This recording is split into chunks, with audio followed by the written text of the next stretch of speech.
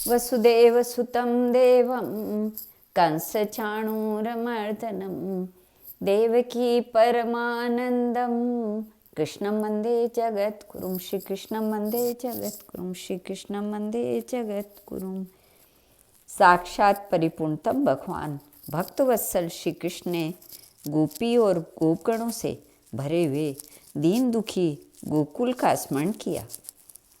एक दिन एकांत में उन्होंने अपने सखा भक्त उद्धव को बुलाकर प्रेम गदगद वाणी में कहा, हे सखे, लता कुंजों के समुदाय आदि से अलंकृत सुंदर ब्रजमंडल में शीघ्र ही जाओ। गोवर्धन और यमुना की शोभा से मनोहर वृंदावन में तथा गोप गोपियों से भरे हुए गोकुल में भी पधारो। मित्र, मेरा एक पत्र तो नंद बाबा को देना और दूसरा यशोदा मैया के हाथ में देना। सखे, तीसरा पत्र श्री राधिका को उनके सुंदर मंदिर में जाकर देना और चौथा मेरे सखा ग्वाल बालों को मेरा शुभ कुशल समाचार निवेदन करते हुए देना।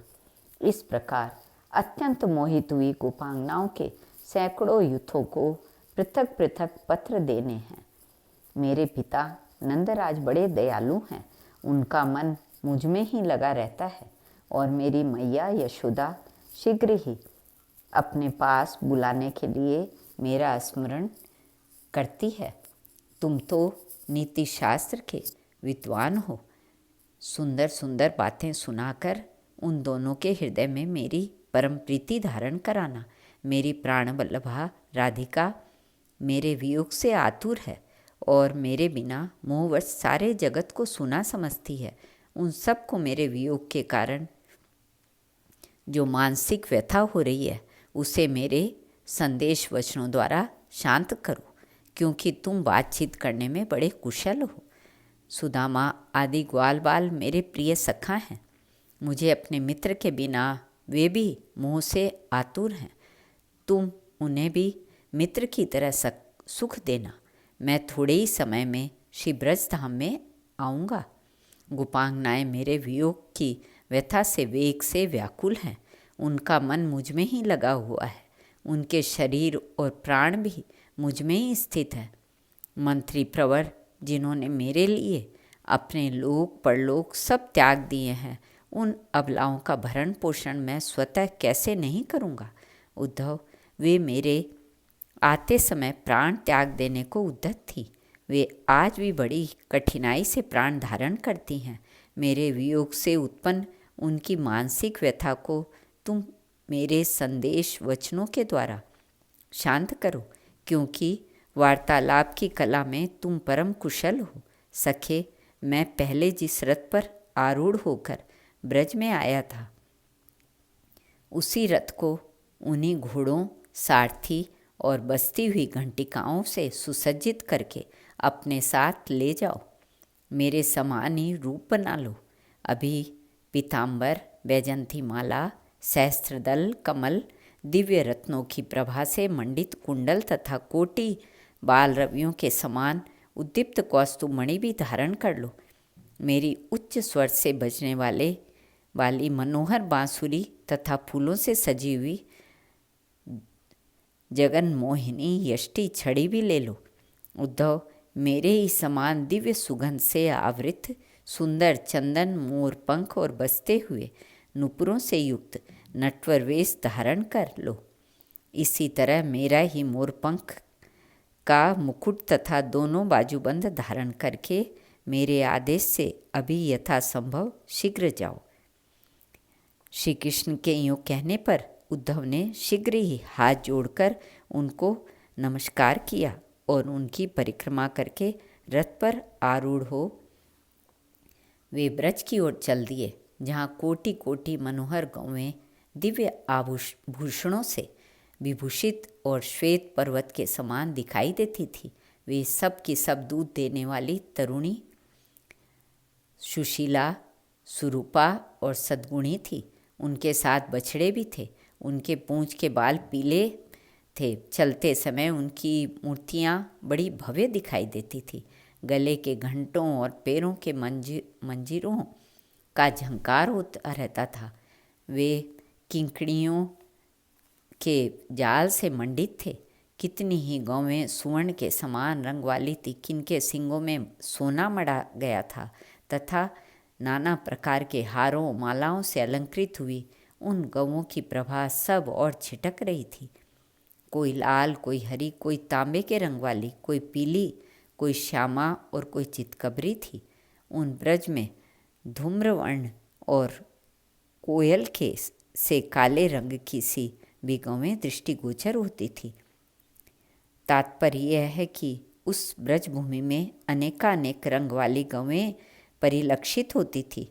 वे समुद्र की तरह अथाह दूध देने वाली थी। उनके अंगों पर तरुणी स्त्रियों के हाथों के छापे लगे हुए थे।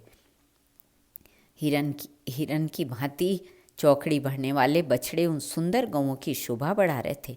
उन गौओं के झुंड में बड़े बड़े सांड इधर उधर चलते दिखलाई देते थे। उनके कंधे और सींग बड़े बड़े थे। वे सब के सब धर्मधुरंधर थे। गोपगण हाथों में बेंत की छड़ी और बांसुरी लिए हुए थे। उनकी अंग कांति श्याम दिखलाई देती थी। वे कामदेवों को भी मोहित करने वाली रागों में श्री कृष्ण लीलाओं का उच्च स्वर से गान कर रहे थे। उद्धव को दूर से आते देख उन्हें कृष्ण समझकर ब्रज के बालक श्री कृष्ण दर्शन की लालसा से परस्पर इस प्रकार कहने लगे। मित्र, ये नंद नंदन आ रहे हैं जो हमारे प्रिय सखा हैं। निसंदेह वे ही हैं। मेघ के समान श्याम कांति, शरीर पर पीतांबर, गले में बैजंती माला तथा कानों में रत्नमय कुंडल इनकी शोभा बढ़ाते हैं। वक्षस्थल पर कौस्तुभमणि, हाथों में गोल गोल कड़े शोभा दे रहे हैं। हाथों में सहस्त्रदल कमल धारण करके माथे पर वही मुकुट पहने हुए हैं जो करोड़ों मार्तंडों को तेज को तिरस्कृत कर देता है। वे ही घोड़े और वही किंकड़ी जाल से मंडित रथ है। इस रथ पर बलदेव जी नहीं हैं, अकेले नंद नंदन ही दिखलाई देते हैं। नारद जी कहते हैं, इस प्रकार श्री दामा आदि गोपाल कृष्ण की ही आकृति धारण करने वाले कृष्ण सखा उद्धव के पास रथ के चारों ओर से आ गए। निकट आने पर वे बोले, श्री कृष्ण तो नहीं है, किंतु साक्षात उनके ही समान आकृति वाला यह पुरुष कौन है? इस प्रकार बोलते हुए उन गोपालकों को नमस्कार करके उद्धव ने उन सबको हृदय से लगाया और अपने स्वामी श्याम सुंदर की चर्चा आरंभ की। उद्धव बोले, श्री दामन, यह तुम्हारे सखा श्री कृष्ण का दिया हुआ पत्र है, इसमें संशय नहीं है। तुम इसे ग्रहण करो। ग्वाल बालों सहित तुम शोक न करो। साक्षात श्रीहरि सकुशल हैं। वे भगवान यादवों का महान कार्य सिद्ध करके बलराम जी के साथ थोड़े ही दिनों में यहाँ आएंगे। उनके हाथ के दिए हुए पत्र को पढ़कर श्री दामा आदि ब्रज के बालक बहुत आंसू बहाते हुए गदगद वाणी से बोले। गोपों ने कहा, हे पथिक निर्मोही नंद नंदन, में ही हमारा तन, वैभव, धन, बल और समस्त अंतःकरण लगा हुआ है। श्री कृष्ण के बिना हमारा ब्रज ही नहीं शून्य हुआ है। हमारे लिए सारा संसार सूना हो गया।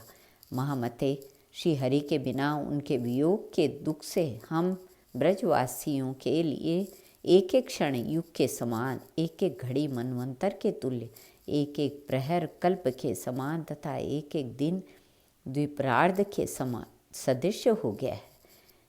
उद्धव, हम दिन रात उसे भुला नहीं पाते। हमारे जीवन में वह कैसी दुष्ट घड़ी आई थी जिसमें श्याम सुंदर यहाँ से चले गए।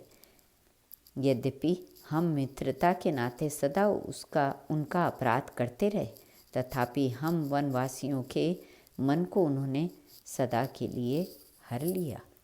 श्री कृष्णार्पणमस्तु।